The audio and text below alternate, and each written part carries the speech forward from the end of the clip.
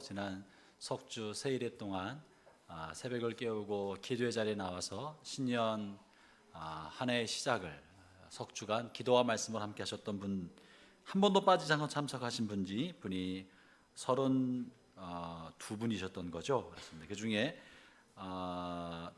남여선 대표 한 분씩 먼저 드리도록 하겠습니다. 남선 대표로 윤정아 집사님 앞으로 나오시겠습니까? 여선 대표로 김선옥 집사님 앞으로 나오시면 좋겠습니다. 네. 겨울에 따뜻한 차를 담아서 새벽기도 나올 수 있는 텀블러를 준비했습니다.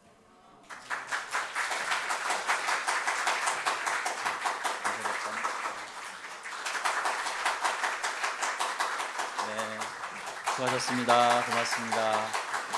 다른 분들도 나가실 때 바깥에 러비에 두었으니까요. 한 분씩 해당되신 분 받아가시기 바랍니다. 또 한 가지 말씀드리는 것은 재직 수련회가 22일, 23일 양일간에 있는데 올해 재직이 세워져서 173분이 재직 집사님으로 세워졌는데, 다른 건 몰라도 재직회와 재직 수련회는 굉장히 중요한 시간입니다. 재직들에게는 의무적인 시간이니까 여러분 꼭 시간을 빼셔서 이때 새해 주시기 바라고, 앞으로 재직을 임명할 때 기본적인 사항은 기본적으로 의무에 최선을 다한 분들을 재직 기준에 선정 기준으로 두겠습니다. 기본적인 의무 사항인 재직회와 수련회에 우선적으로 참여하시면 좋겠고, 부득불한 사정에 출장이나 부득불한 사정으로 못 참석하실 때에는 담당 공동체 목사님, A 공동체, B 공동체 각각 공동체 목사님에게 이야기하시고, 그리고 나서 양해를 구하고 불참하실 수 있도록 그렇게 꼭 이야기하시면 좋겠습니다. 20일, 23일 지금부터 여러분 달력에 꼭 메모해 주시면 좋겠습니다. 제가 한번 기도드리겠습니다. 하나님 감사합니다. 저희를 주의 전에 불러주시고 또 하나님을 예배하는 큰 은혜와 특권 주신 것 감사드립니다. 주의 말씀을 듣고자 하오니 귀로 듣지 않고 가슴으로 듣고 머리로 듣지 않고 삶으로 순종하며 나아가는 저희 모두가 되게 하여 주옵소서. 예수님 이름으로 기도합니다. 아멘. 하나님의 은혜와 평강이 성도님들 모두에게 함께 하시기 바랍니다. 아멘. 여러분, 예배하는 것이 축복입니다. 예배하는 것이 은혜입니다. 하나님 우리를 지으신 것은 예배받기 위하여 우리를 지으신 것입니다. 우리의 삶에 예배보다 소중한 게 없고, 예배를 삶의 우선순위로 두는 것은 하나님을 나의 삶의 우선순위로 둔다는 것에 대한 표식인 것입니다. 여러분 바쁜 일정이 있으셔도, 아마도 이제 설날 맞아서 아마 이동하시고자 하신 분이 계셨어도 예배드리고자 드리고 나서 가시려고 하셨다면 여러분 잘하신 겁니다. 그것이 잘하신 것입니다. 내일부터 시작되고 모레는 우리 민족의 가장 큰 명절 중에 하나인 설날입니다. 아무래도 이 명절에는 오랫동안 떠나 있었던 고향에 계신 부모님과 친척들을 만나는 특별한 시간으로 갔습니다. 아마도 경기가 예전처럼 그렇게 좋지 않아서 직장에서 보너스를 잘 주지 못하는 직장도 많다고 들었습니다. 경기가 여의치 않아서 선물 꾸러미를 들고 나가기가 뻑뻑하고 어려운 분도 계실 것입니다. 그렇지만 그래도 고향을 찾아서 친족, 가족, 형제, 부모를 만나기 위해 가는 그 시간만큼은 복된 시간이고 축복의 시간임이 틀림없습니다. 우리는 누구나 다 고향을 동경하며 살아갑니다. 고향에는 그리운 얼굴들이 있고 기다려주는 부모, 형제, 친구, 친족들이 있습니다. 그리고 특별히 어린 시절 향수와 추억이 어려있던 그 산과 울타리, 산과 골짜기, 그 사냐가 있기 때문입니다. 그래서 옛말에 호랑이도 죽을 때가 되면 자기 굴을 찾아간다라는 말이 있지 않습니까? 모든 모두는 그렇지 않을 거예요. 많은 동물들은 고향을 향한 그리움, 향수와 추억이 있는 것입니다. 그래서 다른 때는 못 가도 설이나 또 추석이나 명절 때라도 고향 땅을 방문하고자 하는 마음은 어쩌면 이건 인간의 본능입니다. 요즘엔 좀 현대화되면서 풍속이 좀 달라진 것도 없잖아 있어요. 많은 이제 자녀들이 고향에 오는 게 너무 힘드니까 아예 그냥 시골에 계신 부모님이 서울에 올라오는 이런 일이 벌어지고 있습니다. 거기 올라오신 분이 계셔요. 이렇게 우리 중에도 계십니다. 부모님의 사랑은 한도 없고 끝도 없는 거예요. 이 명절 이 바쁠 때 힘들 때 차로 내려오기 너희들 힘들지? 한 사람만 고생하면 되지. 내가 가마 이 노구의 몸을 이끌고 서울에 올라오시고 역귀성하시는 부모님의 사랑을 이것을 어떻게 말로 다 표현할 수 있겠습니까? 젊은 사람이 힘들다면 어르신들은 얼마나 더 그러시겠습니까? 여러분, 부모님의 사랑을 늘 마음에 기억하기를 바랍니다. 성경에서도 고향에 돌아가는 사람들에 관한 이야기가 사실 여러 군데에서 발견됩니다. 창세기 31장에 보면 야곱이 삼촌 라반의 집에서 20여 년 동안 일을 하고 애쓰고 고생하다가 20여 년 만에 처음으로 고향 땅, 어머니와 함께 지냈던 그 땅, 형과 함께 지냈던 고향 땅에 돌아갈 마음을 갖습니다. 타향살이 외지사이로 긴 고생을 하고 큰 가족을 이루었습니다. 그리고 이제는 고향으로 돌아가려 하는데 사실 발걸음이 쉽지만은 않았습니다. 거기에 형과의 정말 큰 갈등 때문에 돌 맞아 죽을 각오, 칼에 베어 죽을 각오를 하고 고향으로 돌아가고 있는 것입니다. 그런 동생 야곱의 마음속에는 어떻게든지 형과의 불화의 관계를 풀어내겠다 하는 굳은 결의를 하고 작정하며 고향으로 발길을 내딛고 있지 않았습니까? 또 룻기 1장에서는 베들레헴에 살던 엘리멜렉과 나오미 부부가 두 아들을 데리고 모압 땅으로 건너갑니다. 먹고 살 게 없어서 살아보려고 타지오로 갔던 거예요. 그러나 모압 땅에서 남편 죽고 두 아들 다 죽고 나오미 혼자 살아남고, 그리고 며느리 하나, 룻이라는 며느리 하나 데리고 역시 알거지가 된 상태로 어디로 갈까 길을 잃어버리고 삶의 거처가 잃어버렸을 때 그래도 생각나는 곳은 고향의 언덕, 고향 땅이었기 때문에 아무것도 가지지 않고 그저 며느리 하나 데리고 고향 땅 베들레헴으로 돌아가는 내용이 또한 실려 있습니다. 그런데 그렇게 고향 땅에 가면 아무것도 가지지 않았으나 고향에 있던 친구들과 옛 친족들과 내 아는 사람들은 나를 반겨맞아 주리라. 거기서라도 내가 비비고 살 수 있겠다는 마음으로 돌아갔던 거예요. 근데 놀랍게도 그곳에서 돌아갔기 때문에 그곳에서 다윗의 가문이 만들어지는 놀라운 역사가 일어나지 않았습니까? 우리가 잘 아는 바 누가복음 15장에는 아버지 집을 떠났다가 만신창이 몸을 이끌고 고향으로 돌아오고자 하는 탕자의 모습을 볼 수 있습니다. 그 탕자에게도 고향은 자신의 허물을 덮어줄 수 있고 용납받을 수 있는, 자신의 허물마저도 품어줄 수 있는 그런 곳이라는 것을 알았기 때문에 탕자의 마지막 선택은 고향에 가서 아버지의 품으로 돌아가서 거기서 살고자 하는 것이었습니다. 이것처럼 우리 모두에게는 고향에 대한 그리움과 향수, 추억이 있습니다. 오늘 본문에서도 이렇게 고향에 관한 이야기, 고향을 찾는 사람, 본향을 찾는 사람에 관한 언급을 해주고 있습니다. 한번 13절, 14절을 같이 읽어보겠습니다. 13절, 14절 같이 읽겠습니다. 시작. 이 사람들은 다 믿음을 따라 죽었으며 약속을 받지 못하였으되 그것들을 멀리서 보고 환영하며 또 땅에서는 외국인과 나그네임을 증언하였으니 그들이 이같이 말하는 것은 자기들이 본향 찾는 자임을 나타내미로라. 이 사람들 향하여 본향을 찾는 사람, 다시 말하면 고향을 향하는 사람이란 뜻이에요. 이 사람들이 누군가 고향을 향하고 있는 사람이라는 말인 것입니다.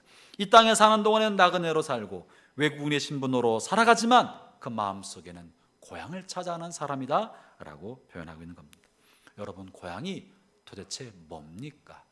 고향이 무엇이길래 이렇게 우리의 마음과 정서를 사무치게 하는 겁니까? 고향에는 나를 낳아주신 부모님, 형제자매, 그리고 함께 어울렸던 산들이 있기 때문에, 추억이 서려 있기 때문에 그렇습니다. 고향의 산천은 지금 다 바뀌었는지 몰라도 왠지 고향 그 지역을 지나갈 때만 해도, 지나만 가도 가슴이 설레고 가슴이 뛰고, 그리고 고향의 언덕에 도착하는 순간, 마을 입구에 도착하는 순간 순식간에 시간여행을 한 것처럼 우리의 마음은 과거의 어느 시점으로 달려가 있습니다. 그리고 마음은 추억 속으로 빨려 들어가게 만드는 것, 이런 것이 고향입니다. 타향에서 아무리 오랫동안 살았어도 타향에서는 채워지지 않는 그 무엇이 있습니다. 그것은 비록 내 어머니가 가난하고 그래서 좋은 것을 주지 못했어도 늘 어머니를 생각하면 그리움 품인 것처럼, 고향의 삶이 퍽퍽하고 힘들고 가난했던 삶이었다 할지라도 우리의 정서 깊은 곳에서는 고향에 관한 막연한 그리움과 향수가 있는 것입니다. 창세기 47장에서는요 야곱의 인생의 마지막 17년의 화려한 삶에 관해 나옵니다. 총리의 아버지가 되어서 가장 부귀영화를 누렸던 애굽에서 최고의 삶을 살았습니다. 그러나 그 야곱이 노후의 17년 최고의 영화로운 삶, 조금도 부족함이 없는 정점의 인생을 살았지만 그 인생 마지막에 유언으로 남긴 말이 무엇입니까? 그가 유언으로 남긴 말은 나 죽거들랑 나를 고향의 언덕에 묻어다 했던 것이 야곱의 마지막 유언입니다. 성경 한번 읽어볼까요? 창세기 47장 29절부터 30절 말씀입니다.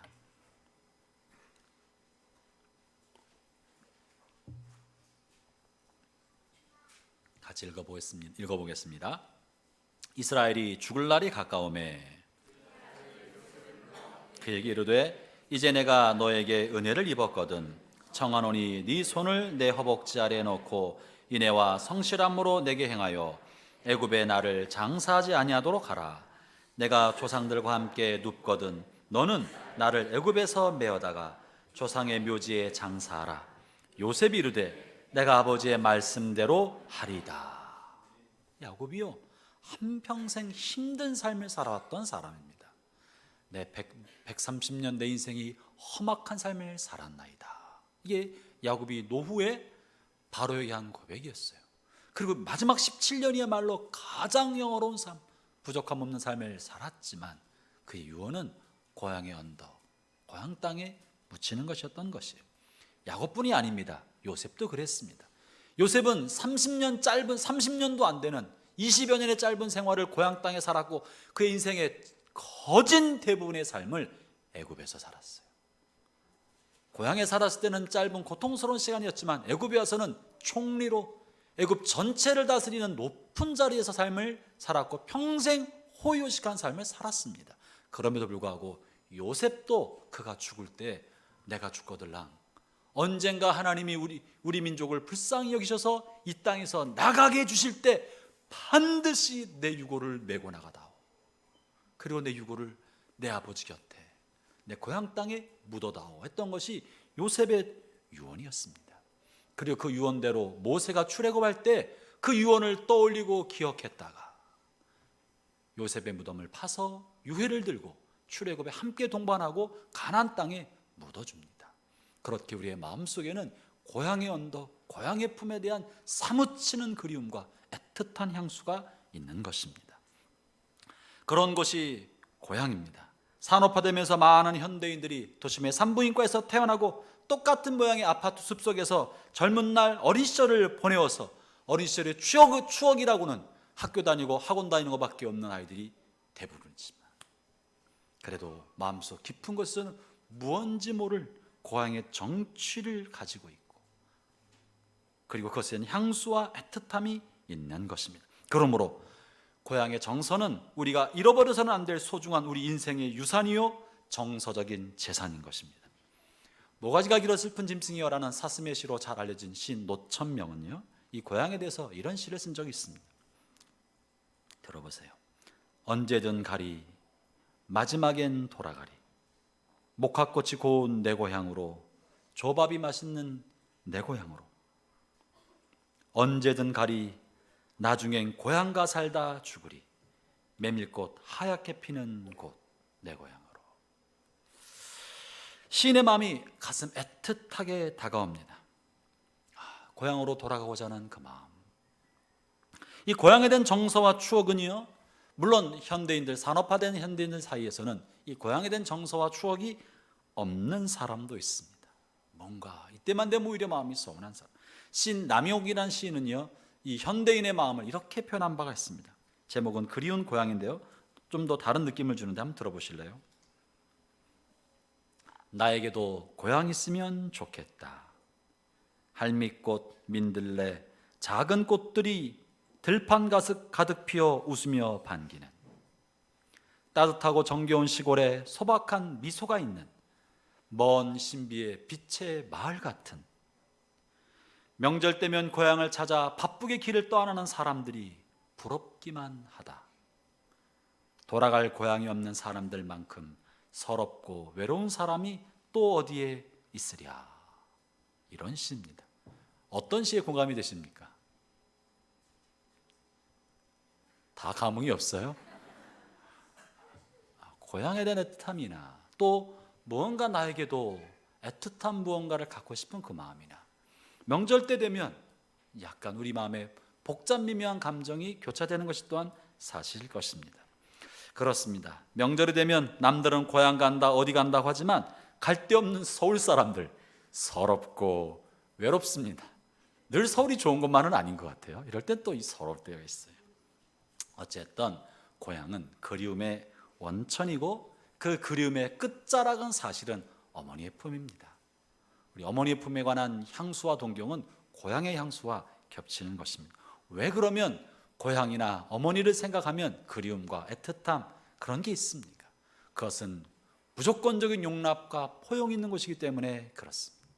내가 아직 인격이 다 성숙하기 전에 미숙할 때, 철부지 때 있는 그대로 내 자신이 될 수 있었던 그곳, 이것저것 생각하지 않고 그저 나 자신으로 마음껏 살 수 있었던, 살았던 그곳이 고향의 땅이고 그것이 어머니의 품이기 때문에 우리가 사회생활을 하고 이 삶을 살아가면서 이 겹겹이 눌러싼 인생의 무거운 짐과 나 아닌 나의 모습으로 살려는 무거운 중압감을 벗고 싶은 마음에 고향은 언제나 그리움의 품인 것입니다. 어머니의 품이나 고향의 품은 내가 다른 사람의 이목과 판단으로부터 벗어나 태고의 나로 돌아갈 수 있는 곳입니다. 그것이 고향이고 어머니의 품입니다. 그래 사람들은 막연하게 고향에 대한 그리움이 있는 것입니다. 이것이 고향이 없는 사람들에게 나도 돌아갈 고향이 있으면 좋겠다 하는 미지의 향수를 갖게 만드는 것입니다. 오늘날 우리는 누구나 다 이와 같은 전쟁 같은 인생을 살아갑니다. 생존을 위해서, 성공을 위해서 처절한 삶을 사는 것입니다. 그렇기 때문에 어쩌면 더욱더 나 자신을 있는 그대로 품어주는 고향의 품 같은, 어머니의 품 같은 그곳에 대한 향수와 그리움이 있는 겁니다. 형제자매 여러분, 우리에게도 고향이 필요합니다. 고향이 있어야 합니다. 그리고 고향이 있습니다. 그 고향은 어디입니까? 첫째, 먼저 고향은 세 가지 고향이 있는데 그 중에 첫 번째 고향은 우리 육신에 태어난 곳, 이것이 고향입니다. 명절마다 귀소본능으로 내려가는 곳, 가족과 친족이 살고 있는 그곳이 고향의 땅입니다. 그러나 이런 고향만 있는 것이 아니라 두 번째 고향이 있습니다. 그것은 우리 영혼이 거듭난 곳, 우리 영혼이 다시 태어난 곳, 그것이 우리의 영적인 고향이 되는 것입니다. 그것이 어디입니까? 그것은 교회인 것입니다. 교회야말로 우리 영혼이 다시 태어나서 살아간 영혼의 갓난아이로부터 성장한 영혼의 품이요 영적인 어머니의 품인 것입니다. 영적인 삶이 시작되는 것입니다.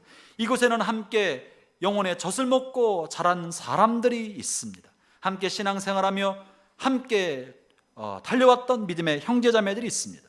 이곳에는 말씀으로 먹여주고 기도로 돌봐주었던 목회자들이 있습니다.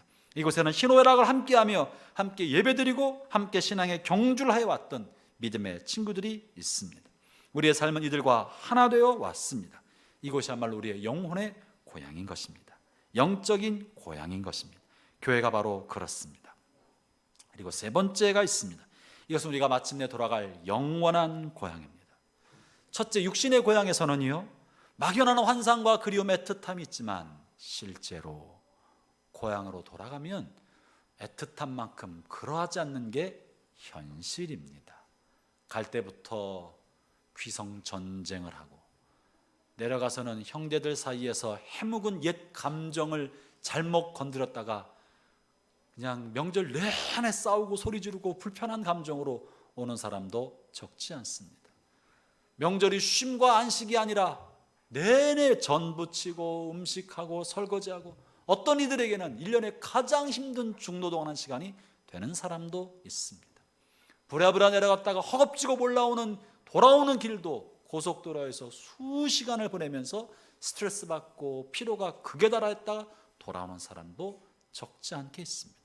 고향은 애틋한 환상적인 곳임에 틀림없지만 실제 삶의 자리에서는 그렇게 천국 같은 곳이 아닌 것이 현실입니다. 두 번째 고향인 교회도 마찬가지입니다. 교회는 우리 영혼이 태어난 곳이고 영혼의 어머니의 품인 것이 틀림없지만 교회도 사람이 모이는 곳이기 때문에 그곳에도 갈등이 있습니다. 불만이 있습니다. 문제가 많이 있습니다. 교회는 결코 완전한 천국 공동체가 아니라 여전한 죄 많은 인간들이 모인 죄성의 공동체이기 때문에 이 안에도 많은 문제와 아픔과 갈등이 여전한 것입니다. 그렇기 때문에 육신의 고향이나 영적인 고향이나 이 모두 다 진짜 우리의 마음속에 깊은 향수를 채워줄 수는 없습니다. 그러나 우리 안에 고향과 어머니 품에 관한 애틋한 향수가 있는 것은, 이것은 사실 육체의 고향이나 영적인 고향만이 아니라 본질적으로 이것을 채워줄 수 있는 그 어떤 것이 있기 때문에 우리에게는 그런 향수가 있는 것이에요. 그것은 무엇입니까? 그것은 바로 우리 영혼이 진짜 출생한 것, 하나님의 품인 것입니다. 그것이 바로 천국이고 하나님 나라고, 오늘 본문에서 그것을 더 나은 본향이라고 말하고 있는 거예요. 이 땅에 있는 육신의 고향이나 영적인 고향은 보이지 않는 하나님 나라의 영원한 고향의 그림자입니다. 그림자가 비춰져서 그림자를 본체인 줄 알고 있으나 그림자를 추적하면 영원한 주님의 나라가 정말 우리의 참된 고향인 줄 알게 되는 것입니다. 본문 15절부터 16절을 읽어보겠습니다.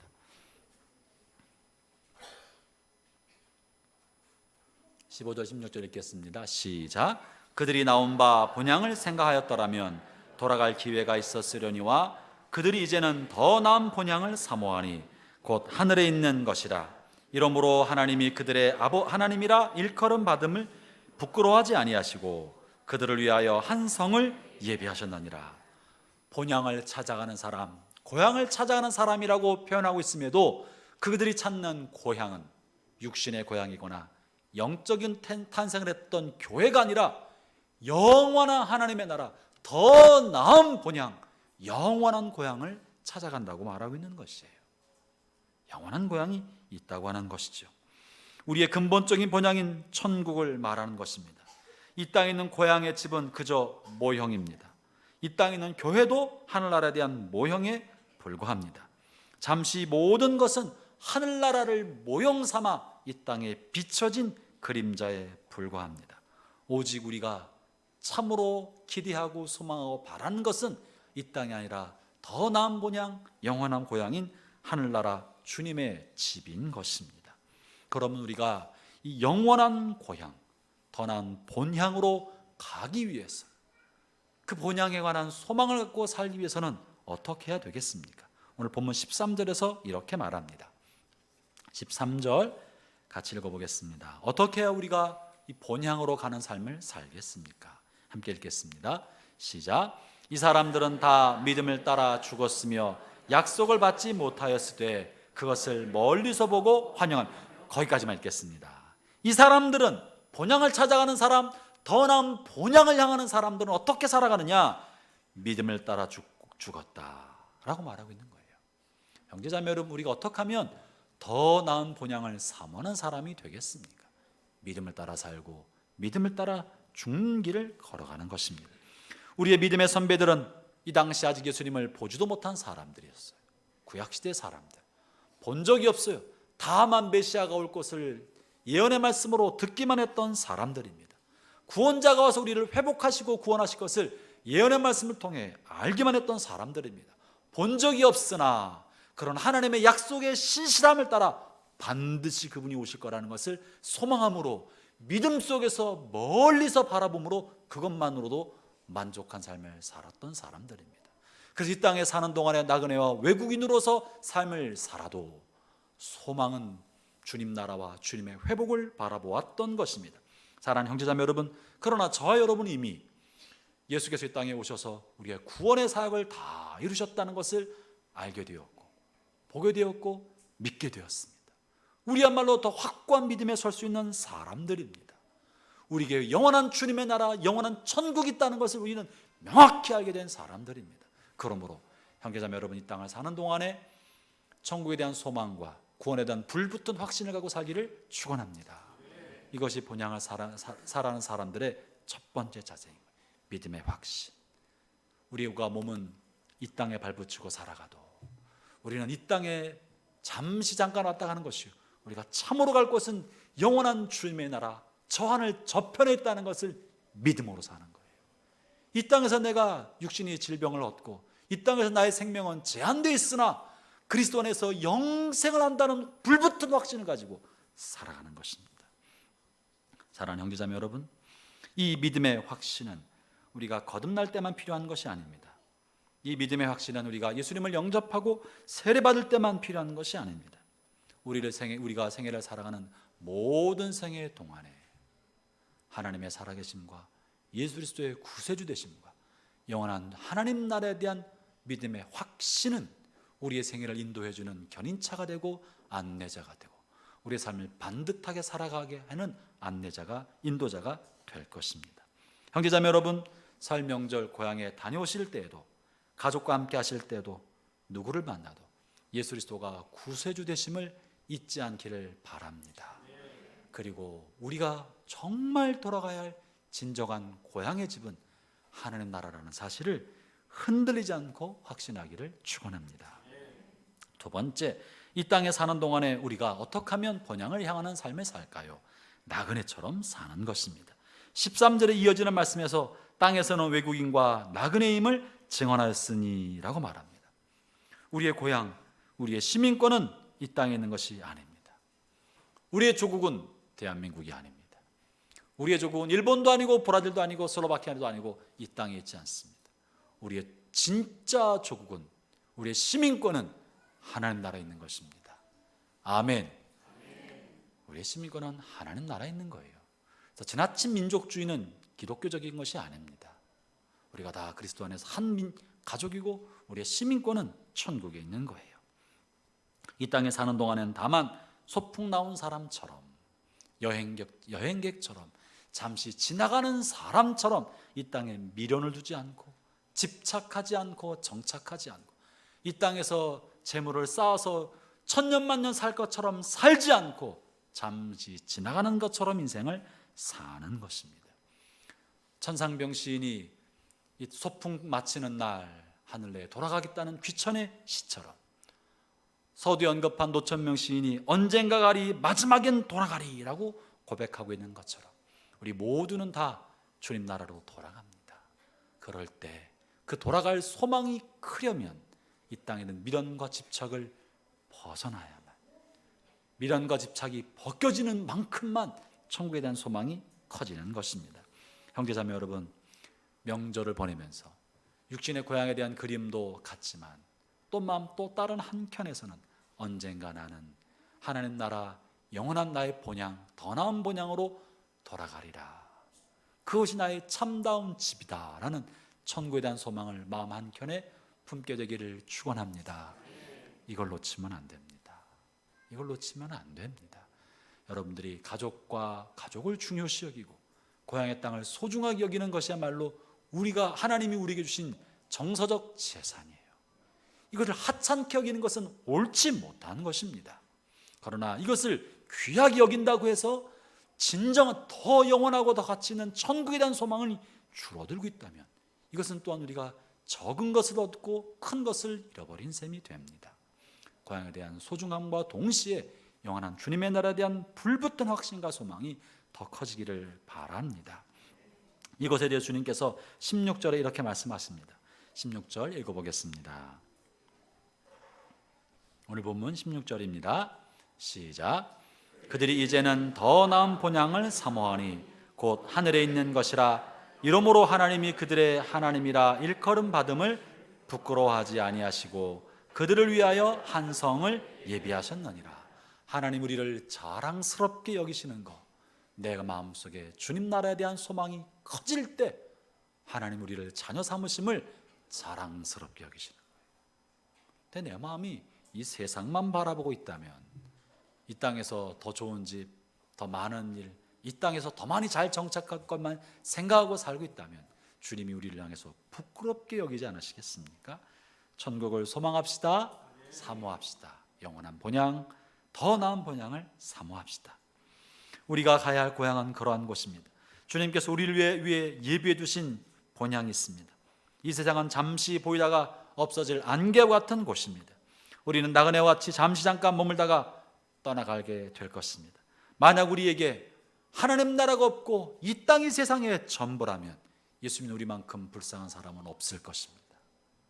2000년 동안 그리스도를 위해 한평생을 살아왔던 사람들만큼 불쌍한 사람은 없을 것입니다.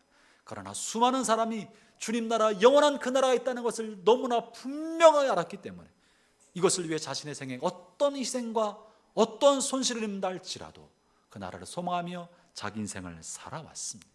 우리 주님께서 말씀하시기를 승천하실 때에도 너희가 본대로 내가 다시 올 것이다. 그리고 내가 다시 오면 너희를 나 있는 곳에 인도하여 나 있는 그곳에서 너희도 영원히 있게 할 것이라고 말씀하셨습니다. 형제자매 여러분, 설, 명절 가족과 함께 행복한 시간 보내기를 바랍니다. 고향께 가시는 분 오고 가면서 안전하게 다녀오시기 바랍니다. 오래된 옛 친구들을 만날 때, 또 형제자매들 만나게 될 때 해묵은 옛 감정 끄집어내지 말고 행복하고 좋은 시간, 화목한 시간 만들고 오시기 바랍니다.